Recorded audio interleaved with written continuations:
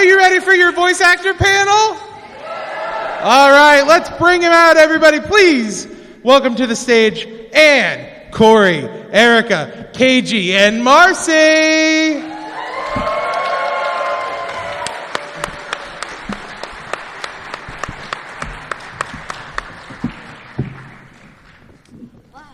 All right, so as they get settled to fill you in on what's going to happen here tonight, for the first portion here, we here at the upNup have taken it upon ourselves to compile some quotes from characters that these voice actors have played in the past.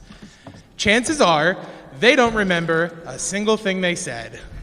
So we are going to test that right now and see how good their memory is. And then the last half, we'll have a question for the audience portion where you can come up and ask whatever members of the panel you would like to ask questions to. Does that sound good? We're going to fail this so hard. We're going to do our best. We're going to do our best. I believe in you all. I think you'll do wonderful. You want to get us started, Ty, since I did all the intro stuff? Oh, you want me to go first? So good. All right. KG, I'm going to start with you, okay? All right. Because that's where I'm at. I'm ready. All right. Let's see. So the first quote I pulled from you, for you is, I'm saying I'm actually shocked you would ever have thought you would beat me with go, this Joe. loser shit. Let's go, Joe. Softballs. That was a recent one. Yeah. The goal here is to get them like really full of themselves and then like build their confidence over time, and then maybe they'll be able to remember the older ones. So great job. Totally got that. That's like an iconic quote, I feel like. It made me laugh out loud when I read it. That quote was actually improv because the original Japanese line was way too short for our translation. So basically, because Japanese and English, they deliver, even though you're saying the same thing, it takes different lengths of time, right? So we had to make up like 4 to 5 extra syllables for that line. That's impressive. All right. Are you ready for one now, Ty, or do you want me to go again? Yeah. Okay. Let's go with Corey. Wait. Are you ready, Corey? Am I mic'd up? Okay. Sure. He's ready. Thank the light. I didn't think we'd have other Guardians on patrol here. That sounds like Shahan. All right. See? We're doing good so far. We're doing good. Just lobs. I suddenly believe in us. All right. As someone who played a lot of Destiny before getting in the game, I was like, oh, yes, this is so cool. Who'd you main? What'd you main? I was a hunter main. I was like, Void Hunter, all support, generate orbs for my friends and myself. That's awesome. All right. Let's see. Anne, are you ready? Sure. All right. Maybe. This one interested me because I feel like it really, just to give it a little context, sets this character up as a real feminist icon, in my opinion. And that is, what makes us so obligated to meet such perfection or absurd standards? Oh, that's Novara Kugisaki. Absolutely. We Way to got go, some. see? That's You our guys queen. got it. That's our queen. Yeah. Okay. This one is for Erica. I didn't ask to be turned. They took everything that was dear to me and left me to wander forever in the darkness. Okay, so are you including my tabletop? Absolutely. Yes. Hold on. Exactly. Erica, Which one quick is it? question. Was it recorded? Was it recorded? It's safe. That's not. There are hundreds of hours of me. Oh, Like- hey, we know. Okay, Annabelle from LA by Night. Ty? I mean, I hate to say that you're wrong, but it's Nocturna from Crypt of the Necrodancer. Ooh. You play enough vampires in your life, and it all starts to run together. I had a We're all real sad about being turned and everything, and we're all very vengeful. Erica, the combo breaker. I have a follow-up question. If you could choose, since you're talked about getting turned, werewolf, vampire, or illithid? Can The mind Illithid- flayers. I don't think mind flayers turn you into another mind flayer. But like if you just randomly, just- sporadically You get turned. became if you could an just illithid. become Yeah, if you could just an become illithid, one. yeah, sure, I'd be an illithid. If you can Baldur's Gate your way through it, you know. Yeah. You're okay with the tentacles? Is and the bald that- hair? is that- I'm is that part of the promoting lore? bald hair. So That- He's halfway to Illithid, everybody. You gotta pick Illithid. They got some cool. Yeah. They got some cool stuff, man. Yeah. you don't have to open your mouth as hawk? Because like like vampires, you lose half the day, right? That sucks. Yeah. Werewolf, like, that's all right. Fine. You Not know? the troll. Yeah. You, not in the driver's well, yeah, that's true. Illithid, tentacle monster for sure. I guess so. I always thought werewolves, like, you could just, cloister yourself when there's a full moon. And also, But here's literally, the thing: is it's like every single Yeah, month. it's a lot. That sucks. Right. Like if I could get it all like done in a year or something, and just spend Like, a have a year. werewolf year. just Interesting. as a werewolf. So Yeah. what this question has become, would you rather be a werewolf for your whole life or for 365 days straight? Yeah, that 365. sounds good. 'Cause the thing is- come on, Cool. who amongst us wouldn't like to spend 1 year just running around through the woods, I'd do it. naked and free, Tax-free. eating raw meat? Okay, now how do you Yes. explain that on your Werewolf. resume? Just be honest. Just be honest. This is when I was a werewolf. Yeah. Excuse me, sir. I see it's been 12 months since you were employed. What happened? Well, there was a full moon, and I was given an offer I couldn't refuse. All right, Marcy, are you ready? Oh, yes. All right. This quote is, "I'm 120% bored and 150% disappointed." You got this. I believe in you. Can you say that one more time? I'm 120% bored and 150% disappointed. That's like if I don't wash the dishes for like 3 days. Have you been recording what they say at home to each other? Yeah. Can you use it in the form of a Is it Taco Bell? It is not. If I give you the year, do you think it'll help? the year? The year? Yeah. All right, give us the year. 2020. Which is the year that it came out, not necessarily the year that you recorded it. True, very true. This is the credited year. This is pre-COVID. Oh, pre-COVID. Oh, my God. Nothing exists Yeah, the pre-COVID in my before times, like, it's... PC and AC. I'm genuinely stumped on this. It's not Yumiko? Nope. It's a Oh character. my- It's a character from Phantasy Star Online 2. Oh, it's Oak! Yeah! It is Oak. Ah! Now, my question for you is, as a math-based character in that game, do you have any issue with that being mathematically impossible? Being 120% bored and 150% disappointed? She might be a math-based character, but I don't think she's very good at it. That's true. Those percentages don't make any kind of sense. Now, granted, I'm not good at math either, but yeah, I don't think that works out. All right, go ahead. Okay. This one is a long one. It is for KG. Okay. And at the end, there is a one-word answer. Okay. I would love to see if you can remember it. Okay. All right, so bear with me. Some crazy beam came out of nowhere and locked onto my hamburger. And as soon as the beam touched it, the burger started floating in midair. And then still floating, the entire burger started coming apart. One part just vanished while the rest went back into my hand. Do you realize what that means? It means it wasn't... It wasn't. Oh God, I don't remember the last part. But that is Yasuhiro from Danganronpa, the first Danganronpa game. Good. How does that end? What? It is not 100% beef. That's right. It's not 100% beef. I don't know how he survived that game, but he did. Like, yeah. Out of everyone, he somehow lives. Good for him. Good for him. Yeah, absolutely. Sometimes you just need the right amount of fail dumb. up sometimes. Yeah. You really got to fail up in life sometimes. That's Yeah, why you're we're right. here. That's very true. All right, Erica, are you ready for another one? All right, this one's near and dear to my heart. Ag, my stupid baby deer ankles. And then in a demon voice, these stupid baby deer ankles. Wait, what? Wait, repeat. You said It is Ag, my stupid baby deer ankles. And then in a demon voice, these stupid baby deer ankles.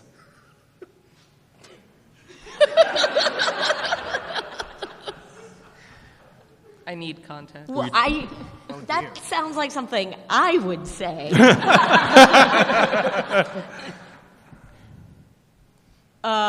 Whose ankles were you referring to? I mean, like, that's like probably mine. Probably yours. These are baby deer ankles. Okay, so it might be, okay, so I don't remember any of my video game characters saying this, so this one actually might be tabletop. But who has a demon voice? I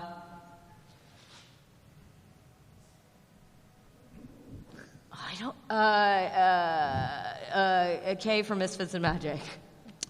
Very good guess, but incorrect. I was so hyped for you. I know. This is actually one of my favorite characters from like an actual play podcast, and that is Lulu Kageyama from the Adventures on Dust. From the Adventure Zone, yes. Loved that character so much. Oh my God. That was like, for me personally. Okay, well, here's the thing: is you didn't do the Southern accent, so that was. I feel like that would. Not his wheelhouse. I feel like that would unfairly sway the jury, and I am trying to read as he deadpan got one as about possible. a guardian and the light. That was an easy one. Okay, this one is for Anne. Thank you, sir, for your sense of civic responsibility. It's much appreciated. During the scene when you make a rude businessman slip to allow a person in a wheelchair to take an accommodating spot. I'm sorry, what? We would like 600 words on this essay prompt immediately. Thank you, Chris. So the quote is, "Thank you, sir, for the sense of civic responsibility your sense of civic responsibility is much appreciated." The scene, though, that this occurred was a rude businessman. When a rude businessman slips to allow a person in a wheelchair. Slips. Oh, that's Sabine from Miraculous? Yes. Let's go. That was literally the first episode I ever recorded when I stepped into the role. Okay, guys, at this point, it's us versus them. Pooling our points. No, that's good. You're good. All right, Corey, are you ready for your next one? No, but yes. Well, too bad. All right, this quote is, "You have come to the crossroads of your destiny. It is time for you to choose." It's not the Beholder, right? Okay. I have a clue prepared. Yes. It is a DLC character to a video game. It's such a generic line. I could say that to anyone. Oh yeah. I don't know. A DLC character? Oh, God. Is there a second hint? I can give you the year that the game is you're credited Sure, for. I'm sure that'll totally help. 2014. Who even knows? That felt mean. I got to be honest. Picking one from 2014 didn't feel very nice. What? 2014? That's a decade ago, Corey. I don't. Yeah. Oh my God! I It's don't 10 even years consider ago. myself a professional voice Yeah, actor. that's all. Wait. Let's all settle in on how long ago 2014 was. Was this? Glad this is I'm leaving. I have no Wait, idea. okay, are we talking like the vanilla game came out in 2014 and then your there DLC video character games? came out later? Were there video games back back in in 2014? Oh, that's helpful. All right. God. 2014. What was I even doing in 2014? It's. I assume it's not Shaw again. So no. We started to date. We started dating. We started dating. I don't know. You're good? Okay. It is Irobakis from Smite. It's one of his voice lines in Smite. Oh, okay. All right. Yes, all right, I know. okay. I know. Does But Smite count as DLC? from what I read, my research could have been shoddy for sure. Yeah, I would say it's an It wasn't ongoing DLC? game, actually. Thank you, Mustache. He's my fact checker, guys. Meet my lawyer. His name is Mr. Mustache. No, that's okay. I know. Okay, that makes Relax. sense. Okay. I don't remember anything of my lines from Smite other than attack the. Attack the Titan. Attack the Titan. Yeah. We all remember. We all remember. All right. I feel like this one will stand out. I don't even feel like I have to actually say who it is. Hate to break it to you, but no one believed the weird pervert who boned a rabbit less than half his height.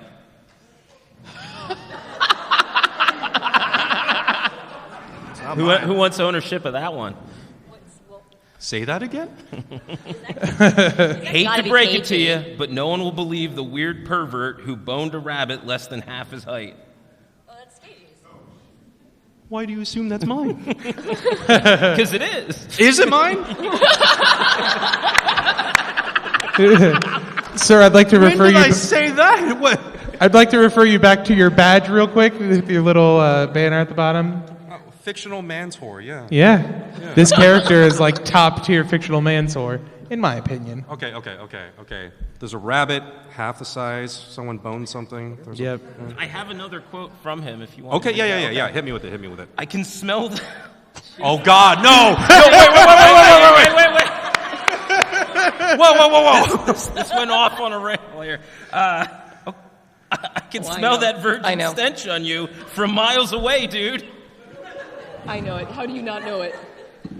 Are there multiple games in which you... Okay, hold on. Okay. Come on. Okay. 2020. 2020. It's Ichiban? Did Ichiban say? Okay, no. That's like... Okay, from 2020. Virgin stench.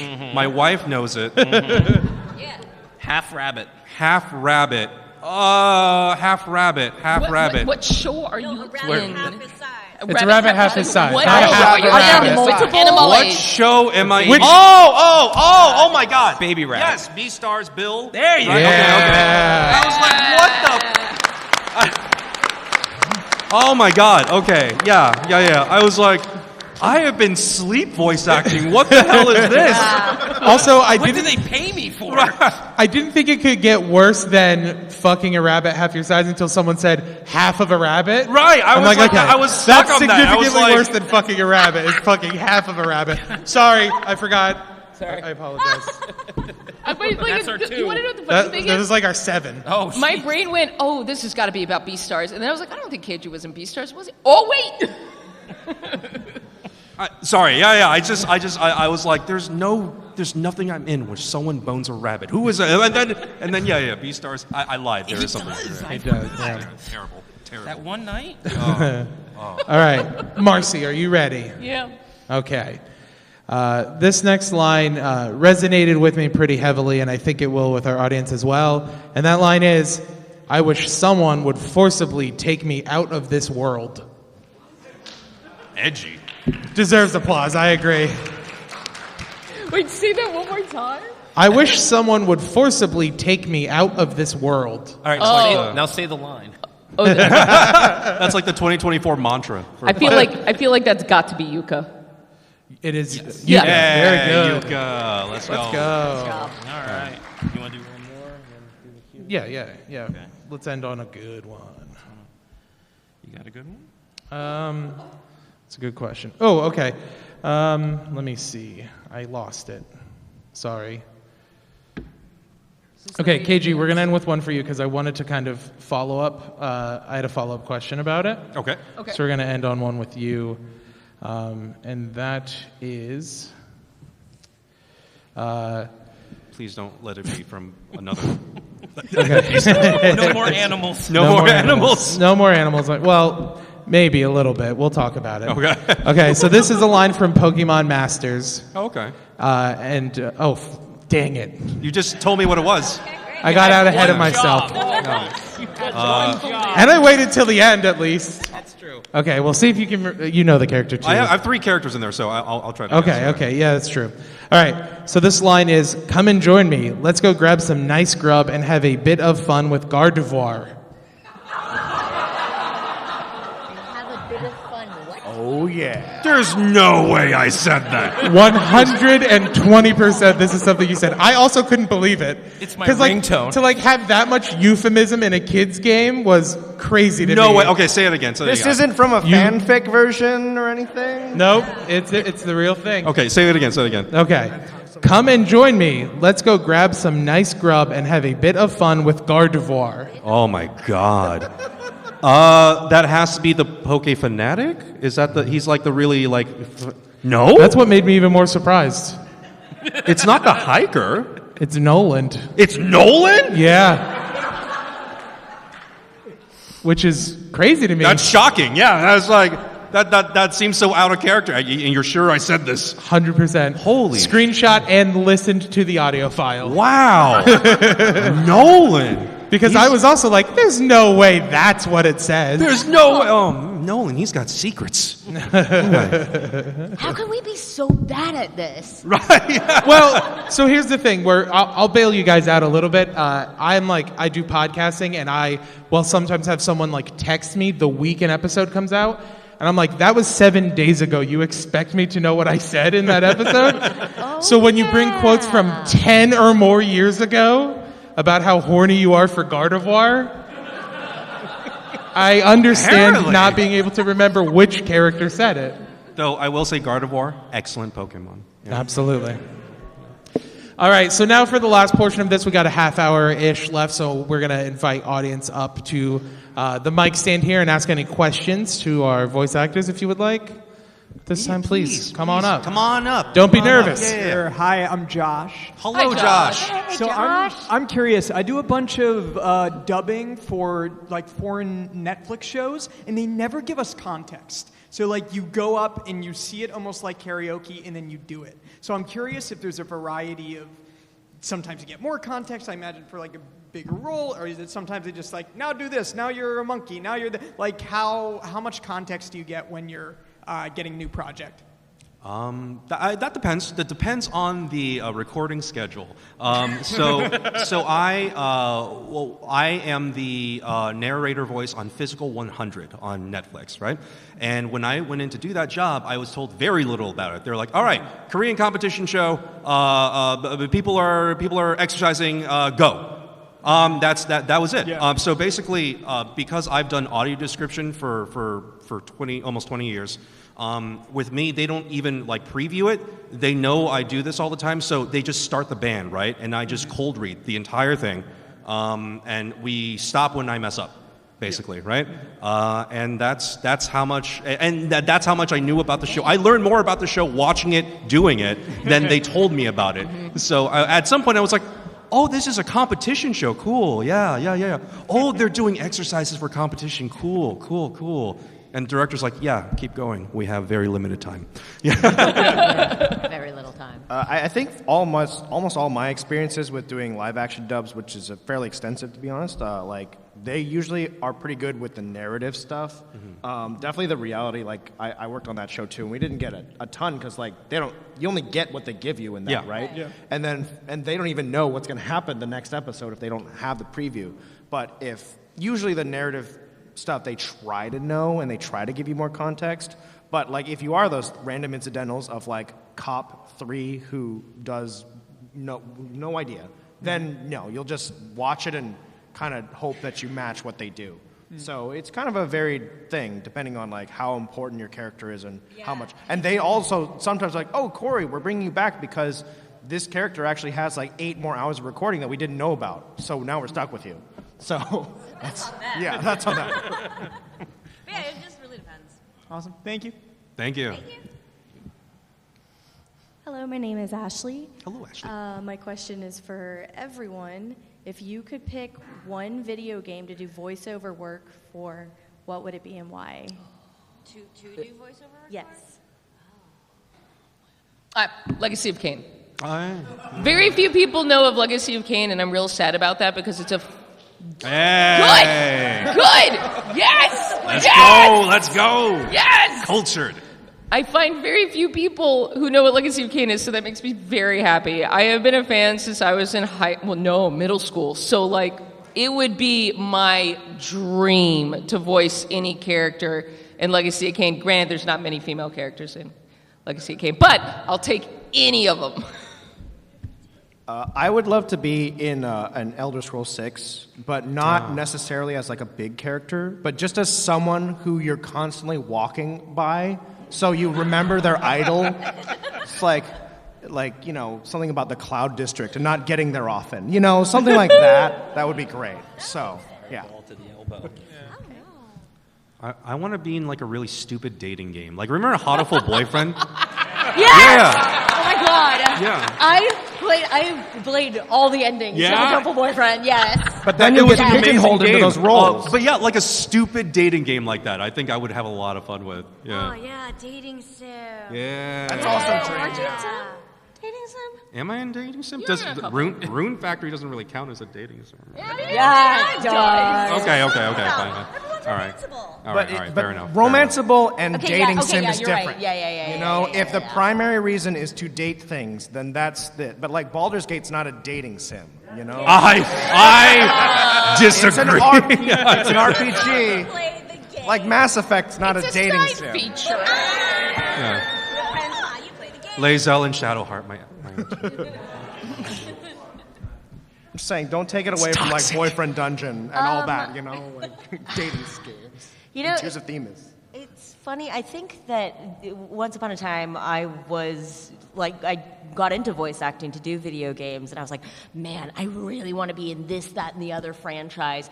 And I've gotten really, really close to some like dream roles and like dream franchises that I grew up with. But at the end of the day, the things that I end up loving and enjoying the most are the unique ones and the and weird indie titles and just stuff that is completely unexpected. So I think I just want to keep doing that. Just have the option to be in new, interesting things. I do want to be in like every fighting game though. I'm getting Yeah, close. see, that's the thing is getting that I feel close. like I'm trying to like collect the Infinity Gauntlet Yeah. of FPSs. Oh, FPSs? Yeah, so I have like Apex and Call of Duty, and I got close with Overwatch, but I was like, Yeah, I'm doing the same thing with fighting games. Yeah, with fighting games. Guilty Gear, Street Fighter, Mortal Kombat, Dead or Alive, Guilty Gear. Guilty Gear. Yeah. There's a bunch. Anyway, so Yeah, thank you for the thank question. you. Yeah. Thank you. Hey, my question's for anyone as well.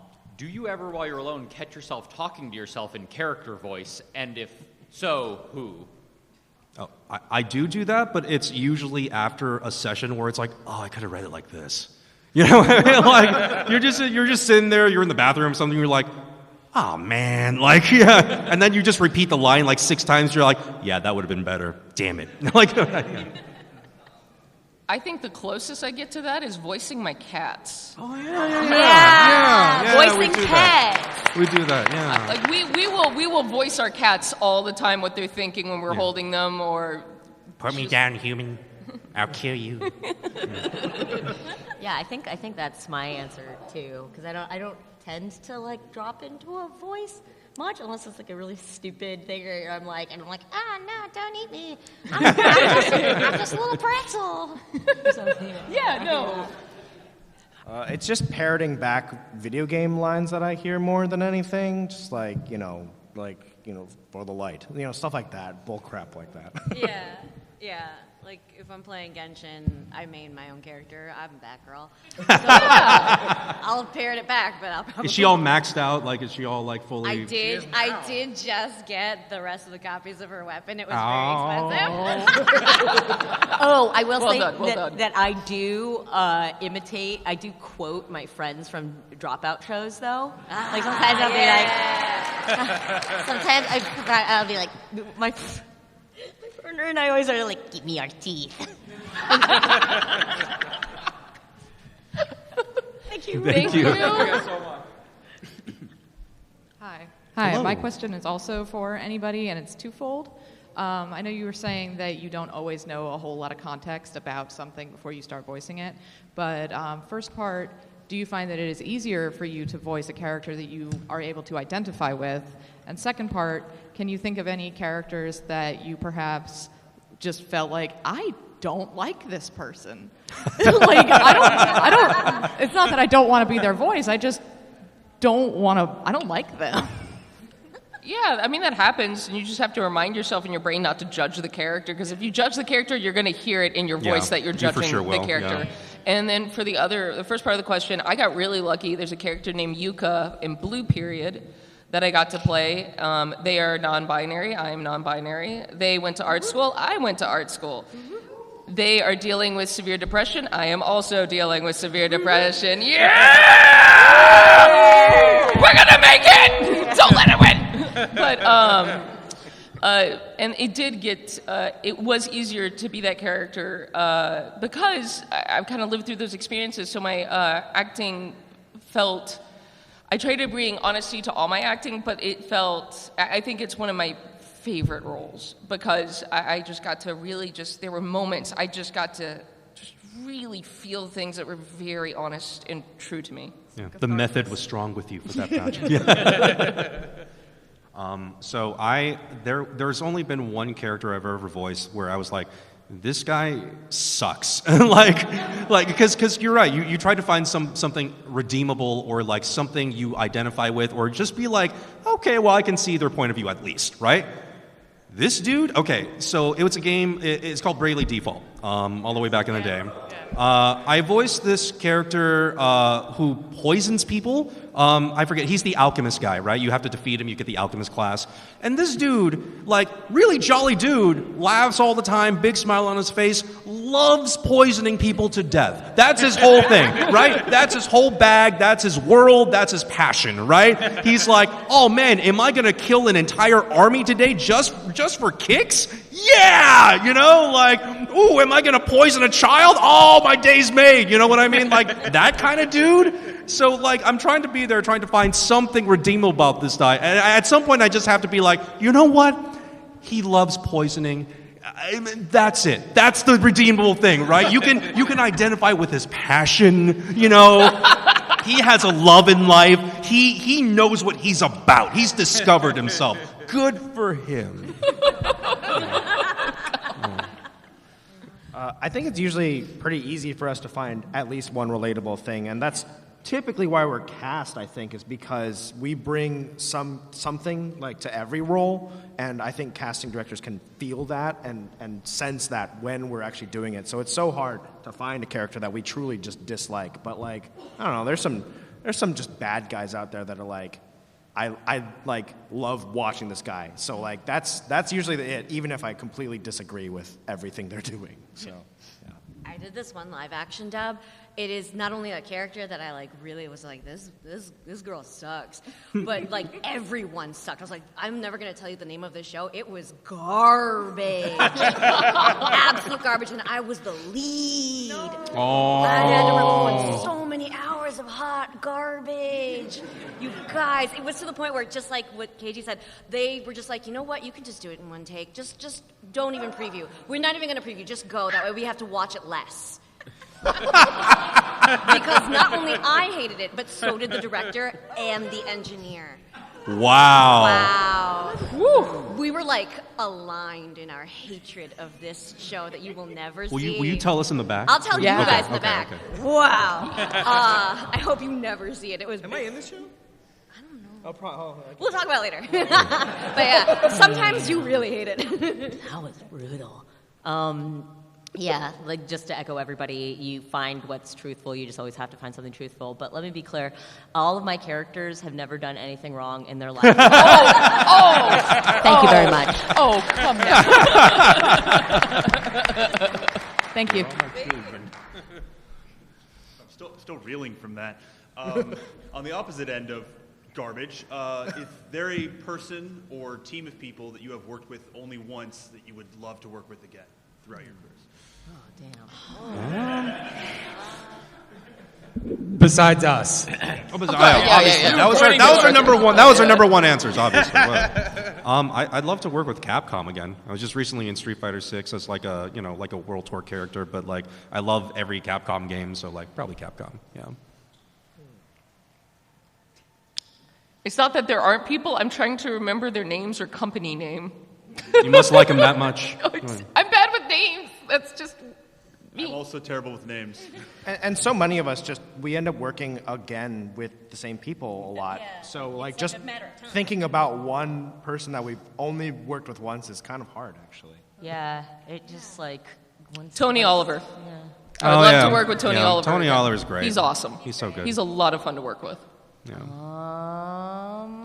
Anytime, like both companies and casting offices and friends, like occasionally you get to work with friends in the booth, and that rules. And KG and I have been character like married and brother In a sister, bunch of stuff, like, and a we only bunch worked of together in the stuff. booth like one time. One time, Yeah. yeah. So that's hard to say. It's hard to say. Probably.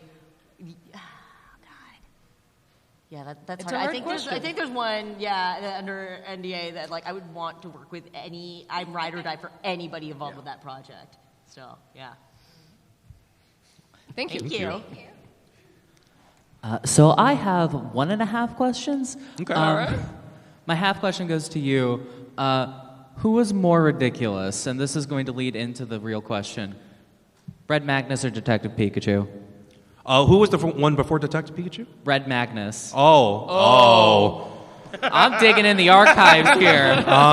Okay, so in ridiculousness, I think Detective Pikachu's situation is ridiculous, right? Just fully grown man in a tiny rodent's body. But Red Magnus was ridiculous from a performance standpoint because in VO sometimes we use a loudness scale from 1 to 4, right? 1 is stage whispery, 2 is just us talking, 3 is you're across the room, and 4 you're actively on fire, stuff like that. Red Magnus operated across a 72-hour game at a 3.5, never less, right? That is the one project that made me bleed from the throat, like literally, like because he spoke like a professional wrestler, like, Hulk Hogan at his prime, The Rock, just screaming into the mic all the time, right? Calling people jabronis. And yeah, at the end of one of those sessions, I came home and I spit up some blood. And I was like, maybe I should not do this. Maybe I should not perform this character this way, and at that point it was already over, right? So if I encountered a role like that again, I would not do the same thing. So the real question then leads into who is the most ridiculous character you've ever voiced, and this goes to everybody. Ridiculous? That you would find ridiculous. I got to play a character that no one's probably ever heard, named Daniel Lee in Saints Row DLC that came out. And basically, like, the whole thing is like you're in this like murder circus, and your job is just to kill bad guys that show up. But he's not a normal competitor. He's a guy he works in a mailroom, and like they kidnap him and they throw him in. But he also watches streams of this, so he's like, I'm super stoked, like, all the time. So he's just really stoked about like killing bad guys and like doing all this crazy stuff, even though he's just a dude with chucks. He's dressed like me. So and he just screams the whole time. So I enjoyed that. He's one of my favorites that no one's ever heard. No, go ahead. No, you go ahead. Okay. So I got to be in Tower of God New World, so it's like this little mobile game. But like my main character is like this like grumpy little boy. But my other side character, she's like lower ranked, lower tier character. She's like this older woman. She's like 50, but she's like kind of a cougar, and her whole thing is that she can like charm the other like team to like come toward her and like bait them over so that everyone else can kill them. And she's really funny. For me, it's a metal singing nun named Takawel. She pretends to be a nun, and then in the video game, it's a phone game called Grand Chase, Dimensional Chaser, and I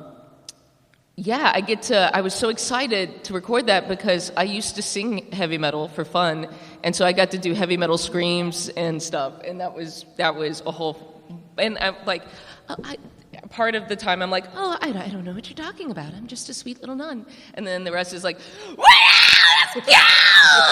it's metal time! So, yeah.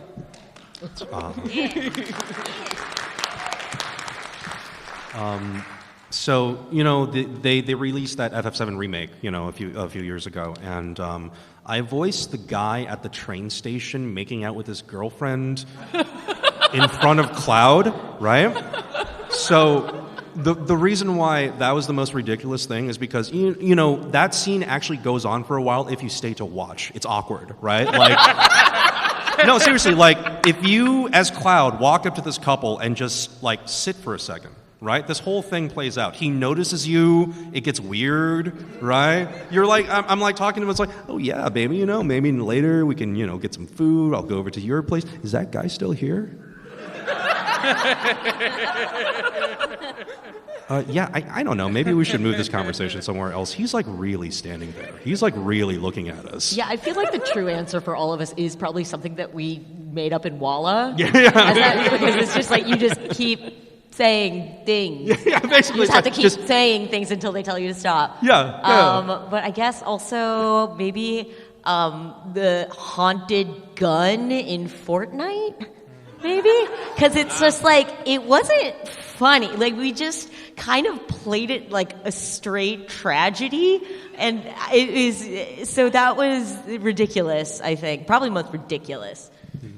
Sometimes the camp makes it better. Yeah, Camp yeah. always makes it I better. love camp. We need to bring camp back because camp is about genuineness and like authenticity and really buying into a thing. And I think like constantly undercutting things is like cool because it makes it seem like you're very smart. But I think like just being ridiculous is definitely something you have to be comfortable with as an actor. Yes. Yeah. Thank you. Thank you. Thank you. Hello. This is for the whole panel. Is there a time, or when was the time that you learned that voice acting was a thing you could do? And then, it's kind of the same question, when did you learn that you were able to do it and get paid for it? When did we find out it was what we wanted to do, and then when did we get paid for it? What was the first? When did we find out that it was a thing we could do, right? Yeah. Okay. When did we find out it was a thing we can do, and then when did we find out we could get paid for it? Well, I went to school for animation. You guys get paid? So I went to school for animation, so I knew early on that it was a thing, but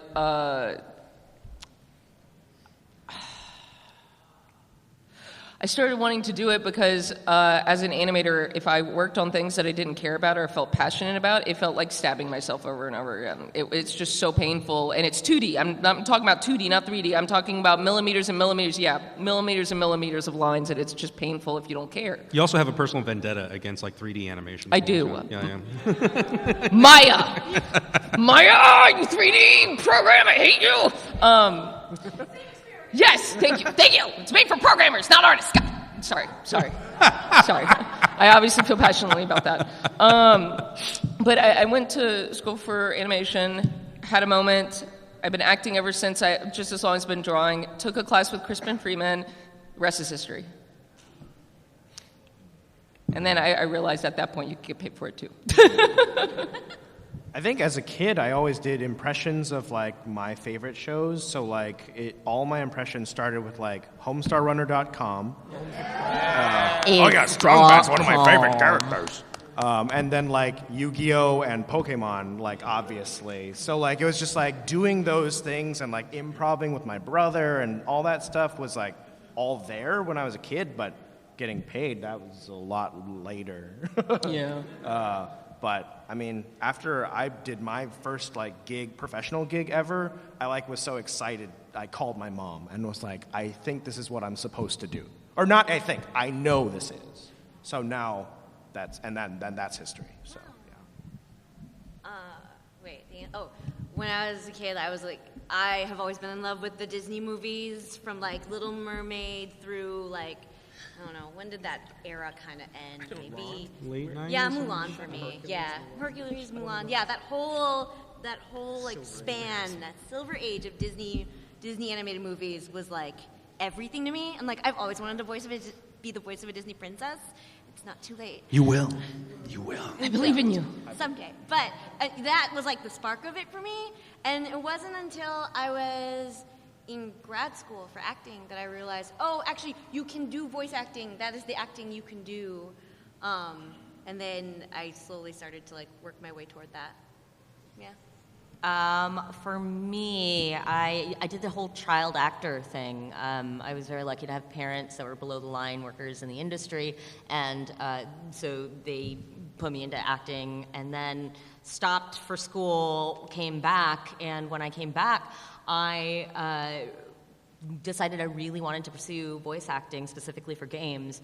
I was very fortunate that, like, at the same time, it ended up dovetailing with my growing career in internet and tabletop and sort of online storytelling. And to be honest with you, I don't, like, voice acting doesn't, unless you're in a very, very, very small percentage of people and you get paid above scale, it really doesn't pay the bills by itself, especially if you're living in Los Angeles or New York. For me, the thing that pays rent is mostly podcast and dropout stuff. I'm doing very well with voice acting, but I don't know that I could make a living doing it if it were just voice acting. Yeah, you really have to put, if you want to make a living solely off of voice acting, you sacrifice so much of most of your year is spent yelling into a mic at that point. You're working from 9 to 9, and then you make rent, and then you can make a living.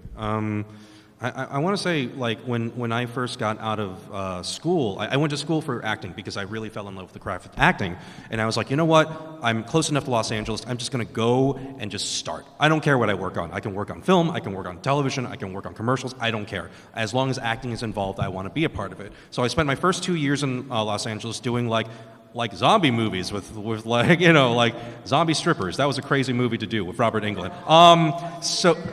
You've seen it? I'm so sorry, but congratulations. So I accidentally fell into voiceover through a podcast I did with a dubbing studio, and as I started to work more and more, I noticed that this was the biggest door open to me. And at the time, I was just acting for the money. I needed the money. I was poor, and I was like, what acting job can I get? I want to eat. Oh, voiceover is paying off. Let's do more of that to eat more food. And that turned into 17 years of yelling into a mic, and here we are. Yeah. I wanted to eat food, so here I am. Good. Thank you. Thank you. I just wanted to let everyone know that we're going to let these last people ask their questions, and we're cutting the line up there just so that there's a chance for everyone to properly answer those questions. All right, thank you. And then KG and Marcy are selling merch up here, I Oh, guess. right, that's actually true, yeah. So yeah, this event, if you want autograph, the only way we can get you an autograph is over there. Anyway, sorry, go ahead. Hey there, gang. I hope you guys are having a good MAGFest so far. Yeah, absolutely. Hopefully I have a rather interesting question, and that is, knowing that you guys are, let's say, industry veterans, so to speak, you guys must have had rubbed shoulders with a lot of strange people requesting for a lot of strange things. So my question would be, what was the most interesting voiceover/voice acting experience that you guys had to sort of go through? Interesting? I leave that up to interpretation, kind of. Anything out of the ordinary or anything weird that you guys sort of had to go through? This question right now. Yeah, wow. so interesting. No, dubbing over an intimate scene is really funny. Oh my God, that's so awkward. It's so awkward. I've only had to do a couple of them, but one of them was directed by Richard Epcar, and that was, oh my God. Wow. The man, okay, so the dude is like, okay, in this scene, you're stupid. Nice. I'm like, excuse me, Richard? You heard me. You're stupid. Get to stupid. And then I did the scene, and then afterwards there was a long silence, right? So it's extra awkward. And then he gets back on the talkback. He's like, good stupid. I'll never forget that for the rest of my life. It haunts me.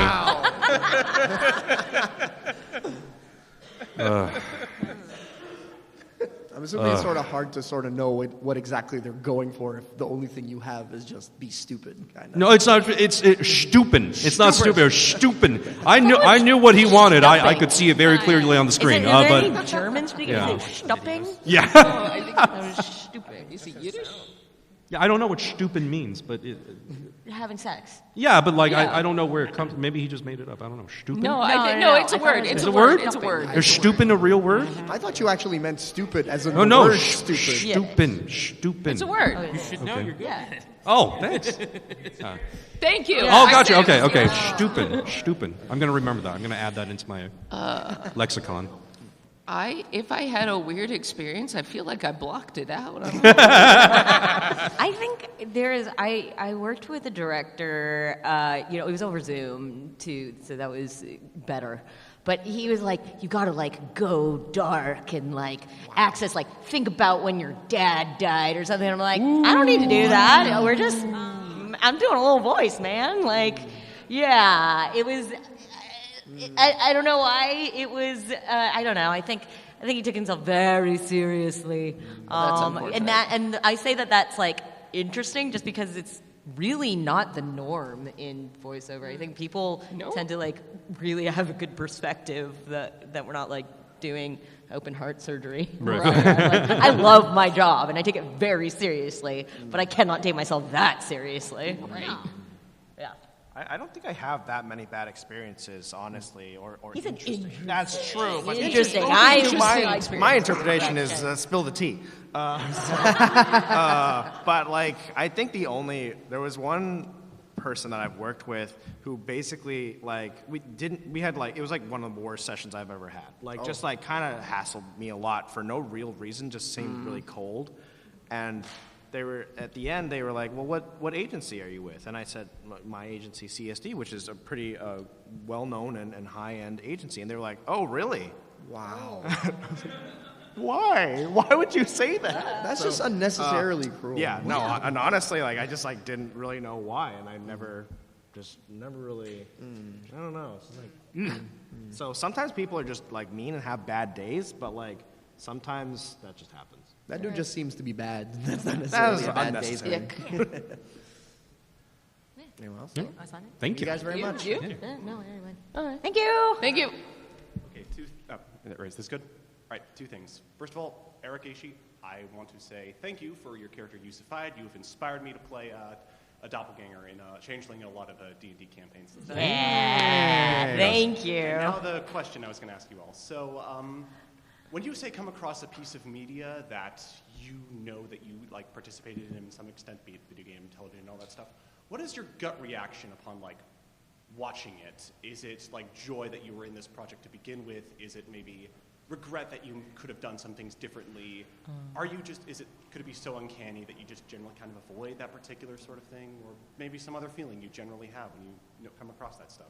So basically, how we feel when we see the stuff we do on like either TV or. Yes, when you see your acting self in the mirror, if you will. Oh my God. Let me answer for him. Oh my God, no. Oh, Jesus Christ. So when we're at home, and we always rewatch what we do at least once for homework. Because that's important. You got to know how you got to do the homework. When you're doing it in the moment, you forget what you have done because you're so in the moment. And so we'll be watching. KG will be like, shit. I could have done that better. Yeah. No, I put the emphasis in the wrong word. That's not. Okay, that was all right. Damn.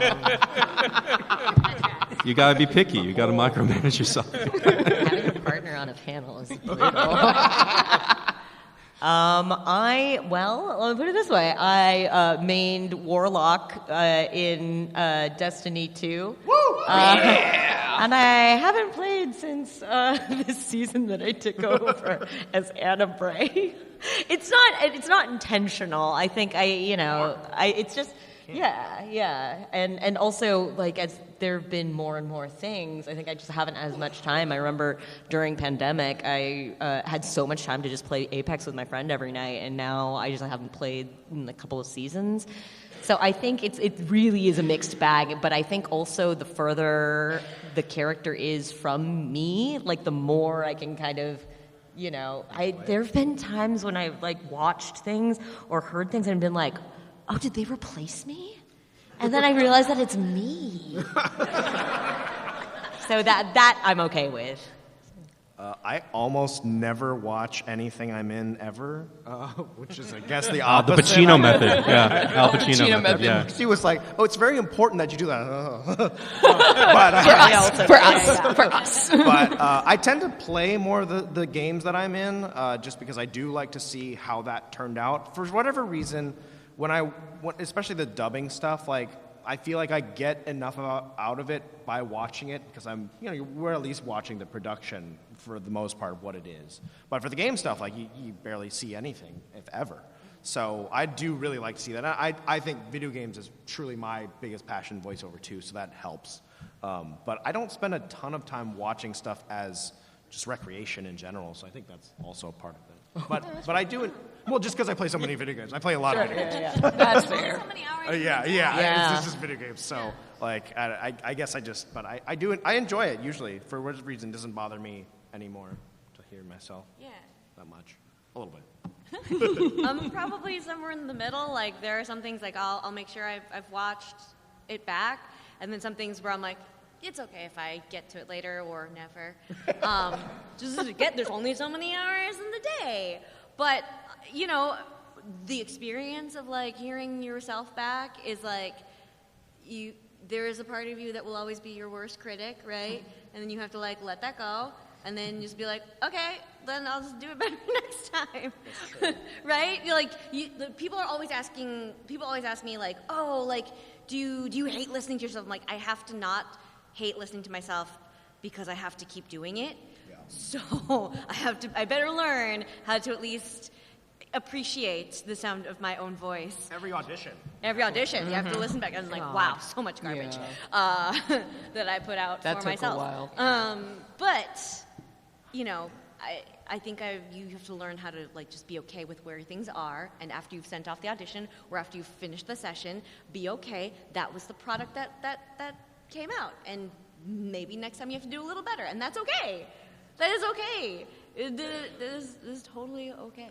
Ooh, actually, I something that helps me is saying that when I listen to things afterwards, it sounds like garbage because I've learned so much in the process of doing it. Then that means that I'm never going to be satisfied with my. Because if we listen back to our stuff and are like, "Yep, that's the best I'm ever gonna do," then that's a red flag, right? Yeah. I think the only times I really hate listening to the sound of my own voice is when you show me the TikTok edits. You put them up.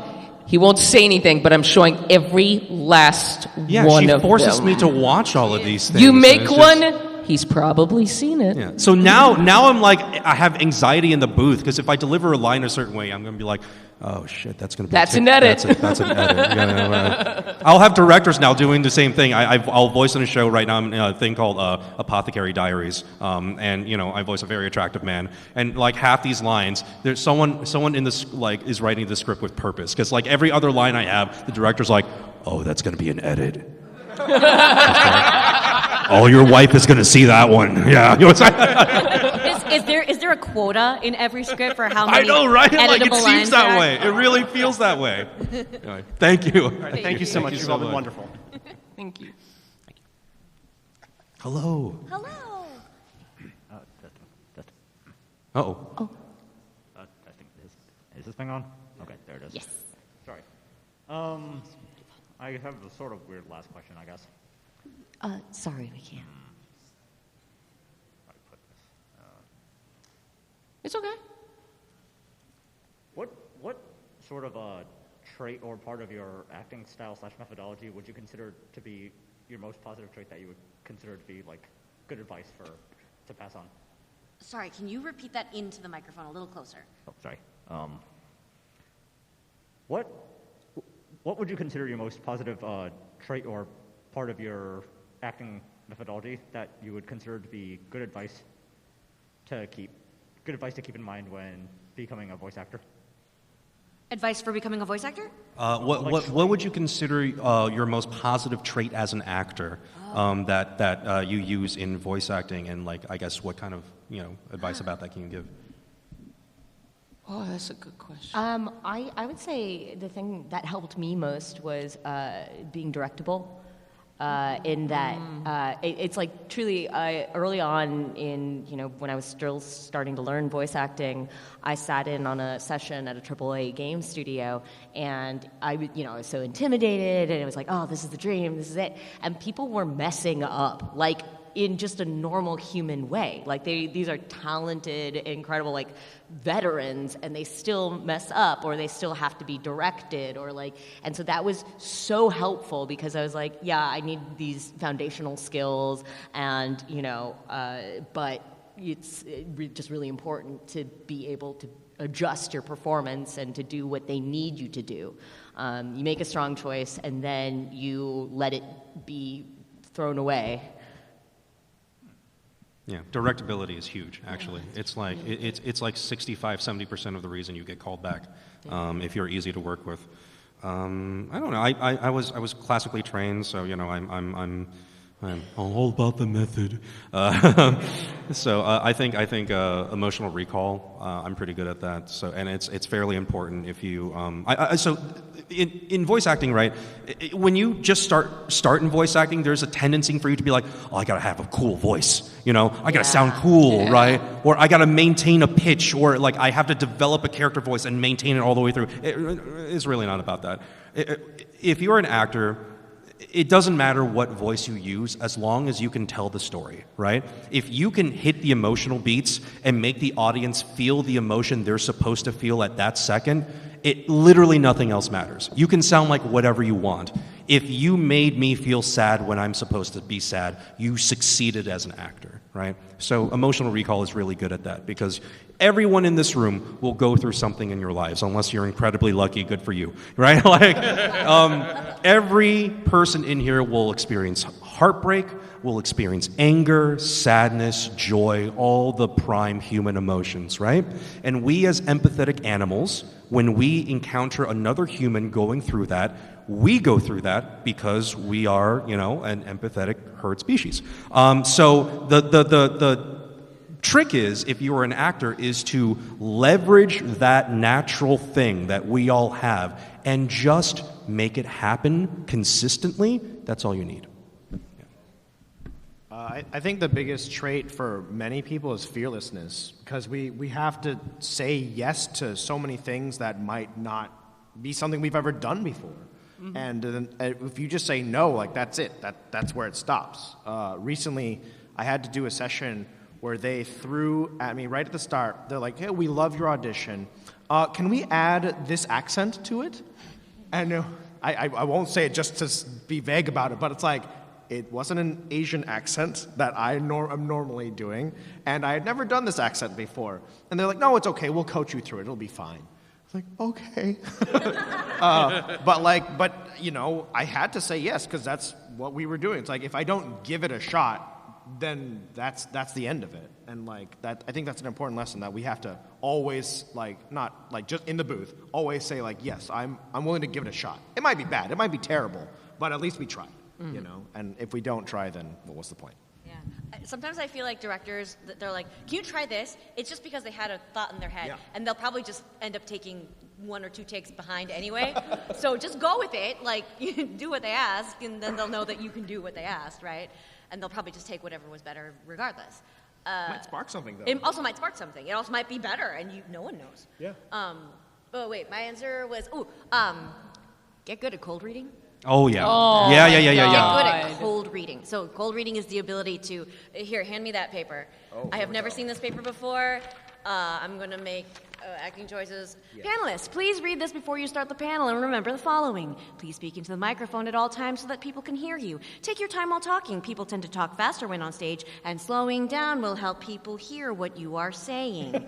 If the audience asks you a question, please repeat it into the microphone before answering it. That was half the page. So, cold reading is being able to take a look at a piece of paper with text that you've never seen before, and being able to, if it's a scene, do all your acting stuff, make all the choices, and do it the very first time. Yeah.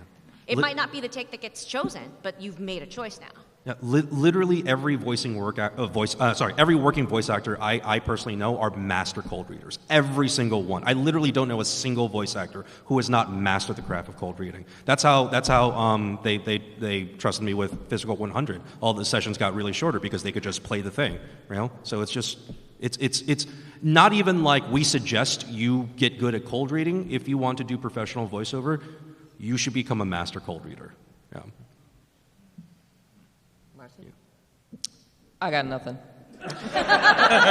Everybody else said like such beautiful key points, and I've been sitting here thinking, I'm like, what about no, dang it, no. So no, I got nothing. I'll take Marcy's turn. I have one last thing that I really don't like saying it, but branding and sort of the business aspect of it, because like we live in a capitalist hellscape, and you can't just be a good actor. You also have to maintain an online presence. Right? Yeah. But it's important, and that was something that was new in our sort of generation coming up. And it's not fair. It's not fair, but it is something that you have to consider of like, how do I comport myself publicly? How do I, make it so that people remember me? How do I, sort of like sometimes they will look at your social media following, or they'll say like, oh, is this somebody? Because like it or not, we are ambassadors for the brand now, and they cannot afford to hire somebody. Well, that's the thing. They're finding now that they cannot afford to hire people who will be bad for the brand. Right? Yeah. I used to cuss online. Like, like a normal person cussing, and then I worked for the mouse a couple times. That doesn't happen anymore. Yeah. Wait, can I add on to that? The trait you should have is don't be a dick. That seems self-explanatory, and yet, so don't be a dick. Thank you. Thank you. It's a great way to end it. Yeah. All right, give it up one more time for Ann, Corey, Erica, Marcy, and KG, everybody. Thank you for having us, you guys. That was a lot of fun.